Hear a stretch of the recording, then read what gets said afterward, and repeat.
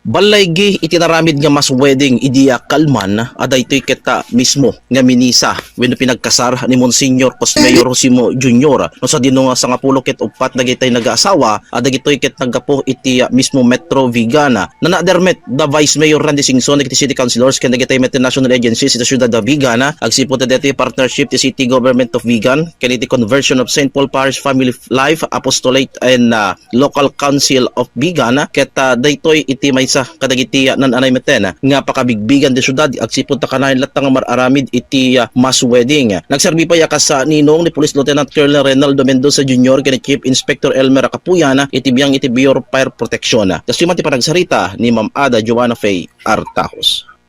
Gathered together on this day to celebrate the marriage of 14 lovely Tigayna couples, and we hope that this union will deepen your love for one another and bring out the best in each other.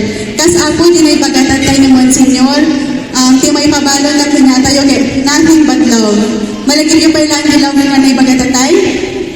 Yung love. So, yung love po, loyal, open, visible, and enduring. Apo, deti mesa nga may yawan iti syudad gobyerno mabaing apo ti liderato ng Honorable Mayor Jose Bonito Singson and Vice Mayor Randy Singson kada kayo. The love from the city government po will always be with you throughout this marriage. Apo nang naman inyong mabaing ti liderato da at itikakipin nyo nga mga iwan kay magpanagker ti pamilyayo. Ngarod apo hang kaunin nga bayagin yung dawatin apo dati agundawan kasi na ibagatagtay ni Monsignor.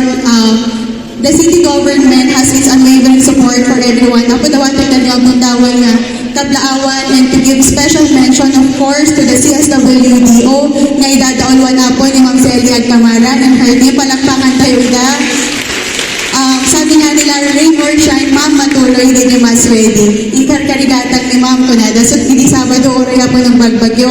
At dada nga nagkakaget, nga nagkulkulitin nga yung umaden kayo yung rehearsals. And with that, they are also part of this wonderful journey. So, apo, no, sisinabit tayo di tarwan, ag-iinisan tayo, pagunyan na kami lang tayo, ninong kendina.